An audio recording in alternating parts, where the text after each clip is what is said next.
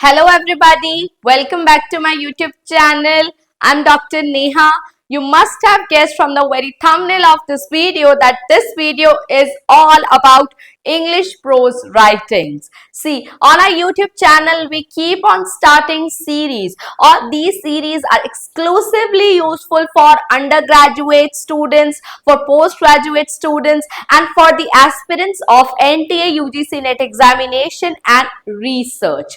तो हमारी वीडियोस हर उस एस्पिरेंट के लिए यूजफुल है जो इन स्टेजेस ऑफ स्टडी पर हैं। तो आज के इस वीडियो में इंग्लिश लिटरेचर के कॉन्टेक्स्ट में हम बात करने वाले हैं इंग्लिश प्रोज की। See, English poetry has always been there and so English prose, but because it gained famous after it was fully developed, but poetry was easy to understand, poetry was appealing, full of conceits and comparisons। Her chieftain का, हर leader का एक poet होता था जो उसे song के version में सुनाता था, उसी की खुद की प्रशंसा। लेकिन जो prose writing होती थी वो academic होती थी, वो natural flow of writing होती थी, तो इनकी growth and development को ज्यादा नहीं पढ़ा जाता है, क्योंकि this has been my way of teaching that whenever I take some author or some work, I try to link it to the very historical background so that you can develop a connect with a social, political, religious, historical, geographical background और उससे आपकी understanding enhance हो। Today I will talk about the growth, beginning and development of English prose, and I will go up till the most influential writer of Renaissance prose, that is Sir Francis Bacon। हम वहां तक आज बात करेंगे, तो ये video को आप जरूर से जरूर शेयर कीजिएगा अपने फेलो फ्रेंड्स के साथ, फेलो एस्पिरेंट्स के साथ। तो यहाँ पर इंग्लिश प्रोज राइटिंग्स की जब मैं बात करती हूँ तो it becomes very much important for my dear students to know what is prose and how it is different from poetry. Poetry is full of rhymes, rhythms, similes, metaphors, figures of speech जो other than natural mundane speech को और musical बना देती है। लेकिन prose होता है natural way of talking. The way I am expressing, the way I am talking to you is prose. The way you study English newspapers, the way you listen to the news, तो ये सब कुछ prose format होता है। जिस natural context में, natural speech में हम बात करते हैं वो प्रोज होता है। जो पोइटिकल होता है, राइम होता है, रिदम होता है, एलिटरेशन जिसमें होते हैं, रेपिटेशन जिसमें होता है, वो पोएट्री होता है। लेकिन प्रोज हमारी ह्यूमन स्पीच, ह्यूमन कॉन्वर्सेशन से ज्यादा अलाइंड होता है, ज्यादा कनेक्टेड होता है। तो एक बार प्रोज की डेफिनेशन हम देख लेते हैं। तो prose is something that is written in ordinary language without any metrical structure, जहां कोई मीटर नहीं होता है, कोई राइम नहीं होता है, कोई ब्लैंक वर्ड्स नहीं होता है।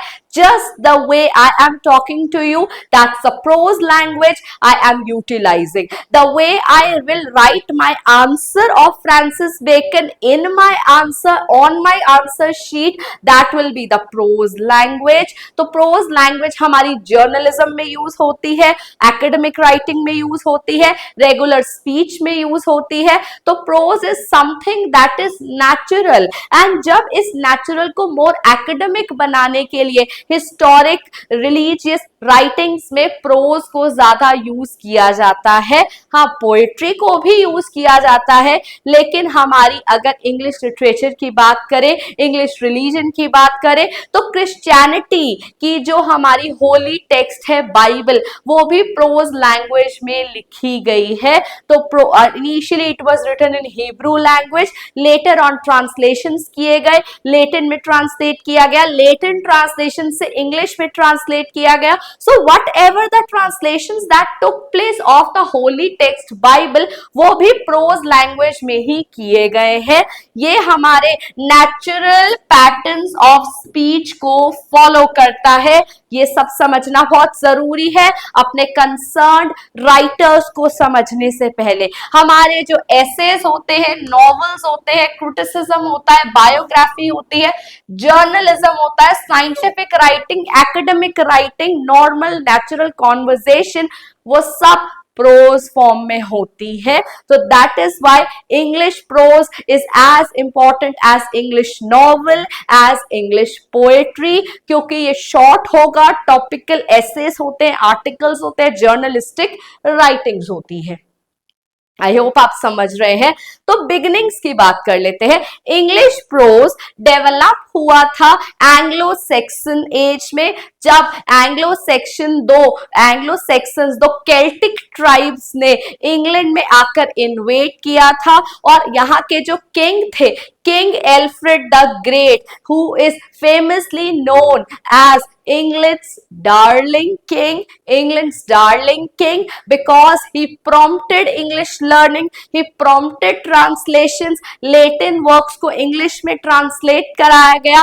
तो प्रोज लैंग्वेज के ये फादर, इंग्लिश लर्निंग के ये फादर, इंग्लिश जो लर्निंग है, इंग्लैंड्स डार्लिंग इन्हें कहा जाता है, क्योंकि इन्होंने लर्निंग को, ट्रांसलेशन को, प्रोज को बहुत ज्यादा फेवर किया है। हिस्टोरिकल राइटिंग्स को, रिलीजियस प्रोज होता था इनके time, historical and religious prose, जिसमें हम क्रॉनिकल्स राइट करते हैं, हिस्टोरिकल क्रॉनिकल्स राइट करते हैं, जिसमें हम क्रॉनिकल करते हैं कि इससे पहले कौन से किंग्स रहे, उनकी क्या क्या डिफीट्स रही, क्या क्या उनकी जो फेमस जो उनकी विक्ट्रीज रही हैं। उसके बाद हमारी एंग्लो नॉर्मन एज आती है इंग्लिश लिटरेचर में, जिसमें हमारे आते हैं the travels of sir John Mandeville. इन्होंने ट्रैवलॉग्स जो होते थे, बेसिकली जब हम कहीं ट्रैवल करते हैं, एक्सप्लोर करते हैं, तो जब हम उन्हें नरेट करते हैं तो वो पोएट्री में नरेट नहीं किया जाता है, उसे हम हमेशा प्रोज में नरेट करते हैं। तो ट्रैवलॉग्स भी बहुत इंपॉर्टेंट पार्ट हो जाते हैं, जो कि प्रोज में ही लिखे जाते हैं, और they serve as a medium of exploration. कैसे अमेरिका को फाइंड किया गया, कैसे इंडिया को फाइंड आउट किया गया, तो ये सब ट्रैवलॉग्स में ही हम देख सकते हैं। तो ये भी प्रोज लैंग्वेज में ही लिखे जाते हैं। नाउ बिकॉज हम मेजर इंग्लिश प्रोज राइटर्स की बात करने वाले हैं, तो हम आ जाते हैं अपनी 16th सेंचुरी रेनेसॉ, जहां पर क्वीन एलिजाबेथ क्वीन थी। क्योंकि इंग्लिश की बात हो रही है तो इंग्लिश मोनार्क्स की बात होगी, इंग्लिश किंग्स की बात होगी, इंग्लिश क्वींस की बात होगी। Renaissance, English renaissance is primarily the age जहां पे English learning, English humanism, English development, exploration, scientific learning, हर चीज का बूम होता है, गोल्डन एज होती है, रीबर्थ होता है लर्निंग का। तो रेनेसॉ की एज में इंग्लिश प्रोज अपनी कंप्लीट ग्रोथ और डेवलपमेंट की स्टेज से आ जाता है फ्रांसिस बेकन के हैंड में, जिन्होंने इंग्लिश जो जाने जाते हैं फादर ऑफ इंग्लिश एसेज के बारे में। He is known as the father of English essays। हाँ जी, इससे पहले भी प्रोज राइटिंग्स थी। मैथ्यू आर्नल्ड एक विक्टोरियन राइटर है। He has famously referred to 18th century as the age of prose and reason, because 18th century, लेकिन यहाँ पर हम 16th century की बात कर रहे हैं। So मैथ्यू आर्नल्ड ने जब 18th century को age of prose and reason कहा है, तो उसकी भी डेवलपमेंट, उसकी भी बिगिनिंग्स यहाँ से स्टार्ट होती है। Sir Francis Bacon, who is known as the father of English essay, father of English prose, जिन्होंने शॉर्ट टॉपिकल एसेज लिखे, फुल ऑफ विजडम लिखे, डाइडैक्टिक लिखे, आपको हमें मैसेज देने के लिए लिखे। इन्होंने अपने एसेज के टाइटल को भी बहुत ज्यादा सिंपल रखा है, लेकिन he is the one who focused on empiricism. इनका स्टाइल एफोरिस्टिक था। सब हम इस वीडियो में समझने वाले हैं। जो मेरे एनटीए यूजीसी नेट के स्टूडेंट्स इस वीडियो को व्यू कर रहे हैं वो जान ले, मान ले कि अब तक हम पोएट्री की ओपनिंग और एंडिंग लाइन को इंपॉर्टेंट मानते थे, लेकिन आज के टाइम पर बेकन के एसेस जो कि 58 इन नंबर है, उनकी भी लाइंस को अरेंज करना क्वेश्चन में आ रहा है। ये क्वेश्चंस पूछे जा रहे हैं, हमारे PYQs है, तो मिस मत कीजिएगा। आज के ऐसे में आपको ऑफ स्टडीज में कंप्लीट कराऊंगी, नेक्स्ट वीडियो में ऑफ ट्रैवल में आपको कंप्लीट कराऊंगी। बाय एंड बाय हम जोसेफ एडिसन पर चलेंगे, स्टील पर चलेंगे, तो सब कुछ इंग्लिश प्रोज की बात हमारे इस चैनल पर होगी। एंड विक्टोरियन प्रोज पर एंटायरली हमारे यूट्यूब चैनल पर एक वीडियो अवेलेबल है जिसमें हमने चार्ल्स लैम्ब की बात की है, जॉन रस्किन की बात की है, तो वो भी जाकर आप व्यू कर सकते हैं। मैं इस वीडियो के साथ उसे भी लिंक कर दूंगी।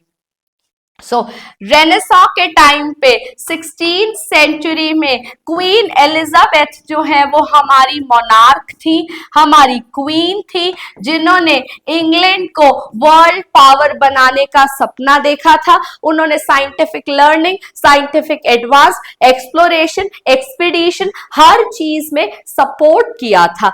और ये सब कुछ इस time sir Francis Bacon, who was closely associated with Queen Elizabeth, because Francis Bacon के जो फादर थे वो lord keeper of the seal थे, lord keeper of the seal. सारा जो शाही खजाना था, सब कुछ की जो नॉलेज थी वो फ्रांसिस बेकन के फादर को थी, जिसकी वजह से Francis Bacon was already belong to aristocrated family, already politically aligned थे। तो फ्रांसिस बेकन आज हमारे फेमस ऑथर हैं, मोस्ट इन्फ्लुएंशियल ऑथर हैं। सिर्फ इन्होंने नोवम ऑर्गेनम, न्यू एटलांटिस, एसेस जैसे वर्क्स के अलावा अपनी अंडरस्टैंडिंग, अपने वर्क से, अपनी एक्सरसाइजेस से, अपनी नॉलेज से कुछ ऐसे रिमार्क्स दिए हैं, कुछ ऐसे रिमार्केबल स्टेप्स लिए हैं जो सोसाइटी के लिए भी बहुत ज्यादा फ्रूटफुल रहे।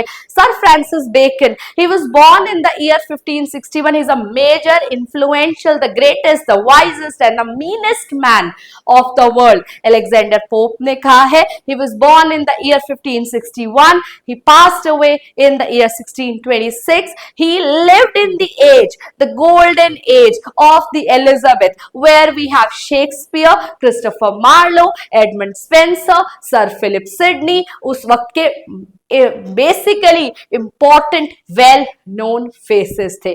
जहां पर शेक्सपियर ड्रामा लिख रहे थे, क्रिस्टोफर मार्लो ड्रामा लिख रहे थे, एडमंड स्पेंसर पोएट्री लिख रहे थे, हमारे फ्रांसिस बेकन ने चूज किया एक डाइडैक्टिक विस्डम एफोरिस्टिक स्टाइल, जिसे कहते हैं हम essays का style. So he is known as the father of English essays and even father of English prose। हम एल्फ्रेड द ग्रेट को भी फादर ऑफ इंग्लिश प्रोज कहते हैं, हम एल्फ्रेड द ग्रेट को इंग्लैंड्स डार्लिंग भी कहते हैं। तो English essays, essay as a literary form, article as a literary form. See there is difference between writing a book and writing an essay. You know, essay is a short topical commentary like an article. So ऐसे अब तक develop नहीं हुआ था। Sonnets develop हो चुके थे, 14 lines की पोएट्री डेवलप हो चुकी थी, लेकिन एसेज डेवलप नहीं हुए थे। एसेज डेवलप हो चुके थे फ्रांस में मॉन्टेग नाम के राइटर से। So Francis Bacon, Sir Francis Bacon was inspired by the writing of Montaigne and उन्हीं से ही इंस्पायर होकर इन्होंने इंग्लिश एसे के फादर हैं। ये इंग्लिश एसे फ्रांस में ऑलरेडी, क्योंकि ऑलरेडी रिवाइवल, रीबर्थ, रेनेसांस सब आ चुका था, तो वहां पर जो है मॉन्टेग नाम के एक फाइनल मेजर राइटर है। Francis Bacon is known as the young lord keeper because his father was the lord keeper of the seal. So he is known as a young lord keeper. He lived during Elizabethan age and early Jacobean age. ये Trinity college Cambridge में पढ़े। At the age of 12 he entered the Trinity college. वहां पर उन्होंने philosophy पढ़ा, logic पढ़ा, classical learning पढ़ा। लेकिन क्योंकि मैंने कहा है कि फ्रांसिस बेकन एक इंपॉर्टेंट राइटर है, वो आज आपको पता चलेगा। See, Francis Bacon completely disregarded He was completely disappointed and dissatisfied with the traditional education method, जहां पर एरिस्टोटल के आप वर्क्स पढ़ रहे हैं, पोएटिक्स पढ़ रहे हैं, लॉजिक पढ़ रहे हैं, प्लेटो पढ़ रहे हैं. He felt that education is something that must be based on experience. Knowledge is power, and that power cannot be gained by stooping your head in the book. Then what you have to do? You have to gain experience. You have to be observable. आपको observe करना है, आपको experience gain करना है, आपको scientific advancement करनी है.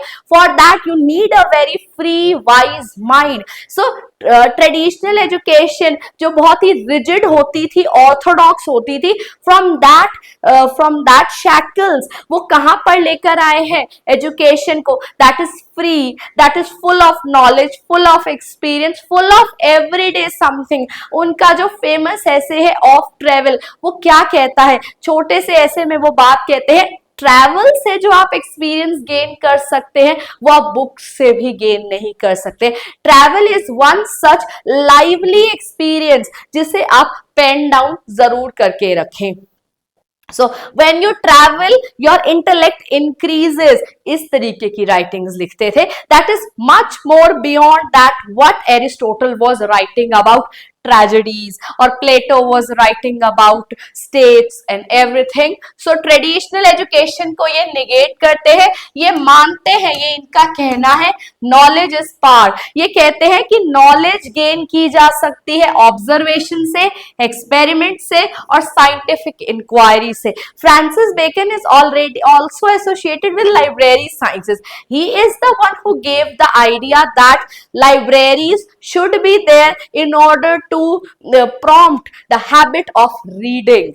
Poetry पढ़ो आप, हिस्टोरिकल रीडिंग्स पढ़ो आप, रिलीजियस रीडिंग्स पढ़ो आप, क्रॉनिकल्स पढ़ो, ये सब आप पढ़ें तो इसके लिए एक रूम होना चाहिए, एक लाइब्रेरी होनी चाहिए. तो फ्रांसिस बेकन ना केवल एक एसेइस्ट है, एक इन्फ्लुएंशियल पर्सनालिटी भी है जिन्होंने रेनेसां को गोल्डन एज बनाने में कंट्रीब्यूट किया है.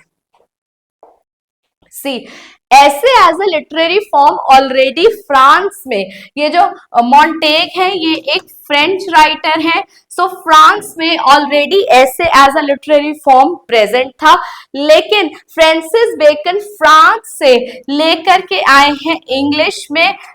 लेकिन the problem here is Montague की जो राइटिंग्स थी वो प्राइवेट थी, वो अपने पर्सनल एक्सपीरियंसेस से लिखते थे. लेकिन हमारे जो फ्रांसिस बेकन है वो फोकस करते हैं प्रैक्टिकल राइटिंग पर. अब आप कहेंगे नेहा मैम आप ऑफ स्टडीज पढ़ाइए और हमारा टाइम बचाइए, लेकिन बेटा this is very very necessary. आपको एक कनेक्शन, एक एसोसिएशन देने के लिए उस पर्सन से जिसने वो वर्क लिखा है, तो ये एसोसिएशन बहुत ज्यादा जरूरी है आपको और ज्यादा कॉम्प्रिहेंसिव अंडरस्टैंडिंग प्रोवाइड करने के लिए. तो फ्रांसिस बेकन का जो एसेस होते थे वो प्रैक्टिकल होते थे, फुल ऑफ विजडम होते थे, वो कोई ना कोई मॉरल मैसेज देना चाहते थे, और उनकी अप्रोच जो होती थी वो बैलेंस्ड अप्रोच होती थी. बैलेंस्ड अप्रोच जहां पर वो चीज के मेरिट्स भी देखते थे और डीमेरिट्स भी देखते थे. तो ये भी बहुत ज्यादा इंपॉर्टेंट कॉन्सेप्ट है उनकी राइटिंग्स का. उनके फेमस वर्क ये है, because today we are going to study English prose, तो उसके कॉन्टेक्स्ट में हम इंग्लिश ऐसे जरूर पढ़ना चाहेंगे rather than reading these works in details. बहुत जरूरी है एनटीए यूजीसी नेट के स्टूडेंट्स इस क्रोनोलॉजी को लर्न करना. इसमें 10 एसेज हैं, इसमें 38 हैं, इसमें 58 हैं. ये एक्सपैंडेड फॉर्मेट्स है ऐसे का. जो आज ऐसे हम डिस्कस करने वाले हैं that is of studies, end of studies हमारा ऐसे फर्स्ट वर्जन में ही आ गया था. इनके एसेज ये 3 पार्ट्स में पब्लिश किए गए हैं. इनका अनदर इंपॉर्टेंट वर्क है the advancement of learning 1605, Novum ऑर्गेनम 1620 and new Atlantis 1627. Yes, there are other works also written by Francis Bacon, but these are the most important and well-known ones. You won't believe that he is the one who favored scientific growth, scientific experiment. He felt that when we say that rain comes, when rain comes, the evaporation takes place. That is why rain comes. The evaporation of the sea water takes place, the temperature rises, and everywhere the temperature rises. So he believed in the very fact that you should have empirical learning of it. You should know the practical learning of each and everything. You do not travel just for the sake of joy. You do not go anywhere blindly, but your mind, your intellect should always be this open to imbibe new learning from each and everything. He favored the advancement of learning. He favored the concept of utopia. He favored the concept of scientific exploration and scientific growth also. I hope you people are able to follow me. These are the two concepts that are associated with the writings of Sir Francis Bacon. So whenever you study Francis Bacon, make sure you study these two concepts, these two terms, and they are important. They have been asked in NTA UGC NET examination, and if you are an undergraduate or postgraduate student, I tell you in two terms को आपको about the author section में जरूर से जरूर mention करना है, क्योंकि जहां फ्रांसिस बेकन की बात आएगी वहां एम्पिरिसिज्म की और एफोरिज्म की बात जरूर से जरूर आएगी. एम्पिरिसिज्म बेसिकली क्या होता है? Experience based learning, experience based learning. When I say something, if you have real practical experience of it, there is no way कि आप उस चीज को भूल जाएंगे या फिर आप उस चीज को empiricism is basically how you experience things. So there is always a scope of experience. जो आप पढ़ रहे हैं, जो आप सुन रहे हैं, जो आप देख रहे हैं, जो आप सेंस कर रहे हैं, अगर आप उसको एक्सपीरियंस करते हैं तो वो चीज वैलिडेट हो जाती है. तो rather than studying blindfoldedly, saying and not questioning the things, तो वो एक empirical learning नहीं होती है. The learning that you get from experiencing the things, that's empirical learning. And second is aphorism. aphorism एक literary term होती है जिसमें एक छोटी सी बात में हम बहुत सी बातें कह जाते हैं. Knowledge is power. इतनी सी लाइन है, इतनी सी फ्रेज है. तो जो फ्रांसिस बेकन की राइटिंग्स थी वो एफोरिस्टिक स्टाइल फॉलो करती थी. एफोरिज्म थे उनमें छोटी छोटे सेंटेंसेस में बड़ी बड़ी बातें आप समझ सकते हैं. नॉलेज इज पार कहने को एक बात है, तो नॉलेज किस तरीके की नॉलेज पार होती है? Actual knowledge, wise knowledge, empirical knowledge, that knowledge is power. And sometime knowledge का होना अगर हम लिटरेरी थियरी के कॉन्सेप्ट में समझते हैं तो पावर का कॉन्सेप्ट क्या होता है? जब एक स्टेटमेंट के इतने स्टेटमेंट्स निकलते हैं तो वो एफोरिस्टिक राइटिंग होती है. एफोरिज्म जो होता है वो एक लिटरेरी टर्म होता है. So I hope in this video I have been able to talk about English prose, English essays from the writings of Francis Bacon, and in the part 2 of this video I will talk about of studies. उनका बहुत important ऐसे है. So this series will continue. In this series we'll study of studies, of travel, और उसके साथ साथ हम पढ़ने वाले हैं of the club, Richard Steele, Edison, and everything that is related to English prose. Victorian prose पर already हमारी वीडियो अवेलेबल है. So my dear students, stay tuned for more. Thank you so much. Have a nice day. And this is the 9 p.m. video lecture that will be uploaded exactly at 9 p.m. So tomorrow, stay tuned for another 9 p.m. lecture on of studies.